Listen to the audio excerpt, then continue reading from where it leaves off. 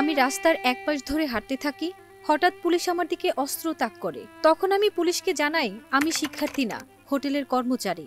এই কথা বলার পরেই এক পুলিশ বলে তুই ছাত্র, বলেই খুব কাছ থেকে আমার ডান পায়ে গুলি করে। এভাবেই কথাগুলো বলছিলেন 16 বছরের মুরসালিন। বৈষম্য বিরোধী ছাত্র আন্দোলনের তোপের মুখে পড়ে গত 5 আগস্ট সাবেক প্রধানমন্ত্রী শেখ হাসিনা পদত্যাগ করে দেশ ছাড়েন। সেদিনও পুলিশের গুলিতে অজস্র প্রাণ ঝরেছে, কোথাও কোথাও জমা পড়েছে টাটকা লাশের স্তূপ। রাজধানীর হাসপাতালগুলোতে স্বজনদের আহাজারিতে আকাশ বাতাস ভারী হয়ে ওঠে। এ যেন এক মৃত্যুপুরী দেখেছে দেশবাসী। হাসিনা সরকার পতনের 1 মাস পার হয়ে গেলেও পুলিশের গুলিতে আহত হয়ে এখনও অনেকেই হাসপাতালের বেডে কাতরাচ্ছেন। তাদের মধ্যে হোটেল কর্মচারী মুরসালিনও একজন। বাবাহারা মুরসালিনের মা গার্মেন্টসে কাজ করতেন। মা ছেলের উপার্জনে ভালোই চলছিল সংসার, কিন্তু গত 5 আগস্ট মা ছেলের জীবনে নেমে আসে ঘোর অন্ধকার। ছাত্র জনতার লং মার্চ টু ঢাকা কর্মসূচির দিনেও নিত্যদিনের মতো হোটেলে কাজে যান মুরসালিন। কাজে যোগদানের কিছুক্ষণ পরেই হোটেল বন্ধ করার কথা জানায় হোটেল কর্তৃপক্ষ। ওই দিন গাজীপুর এলাকায় সকাল থেকে আক্রমণাত্মক ছিল পুলিশ।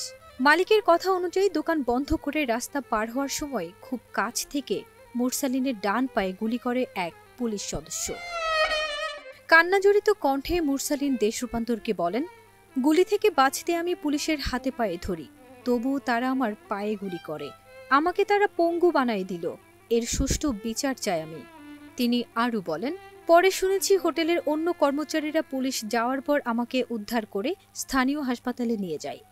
তারপর আমার মাকে ফোন দিয়ে বিষয়টি জানাই। গত 7 আগস্ট থেকে আমি এই হাসপাতালে আছি। ওই দিনেই আমার পা কাটা হয়েছে। মুরসালিনের মা নাসিমা বেগমের সাথে কথা হলে তিনি বলেন, আমার সুস্থ সবল ছেলেটা এখন পঙ্গু। যারা এই কাজের সঙ্গে জড়িত তাদের দৃষ্টান্তমূলক শাস্তি চাই আমি। আর সরকারের কাছে দাবি, আমার ছেলেসহ যারা আন্দোলনে আহত আছেন তাদের যেন সরকার সহযোগিতা করে, যাতে ভবিষ্যতে তারা কাজ করে খেতে পারে। ভাতা নয়, আমি চাই বসে থেকে যে কাজগুলো করা যায় সেই ব্যবস্থা যেন সরকার করে দেয়। আর যারা শহীদ হয়েছেন তাদের যেন সহযোগিতা করে। ফারজানা নিকিতা, দেশ রূপান্তর।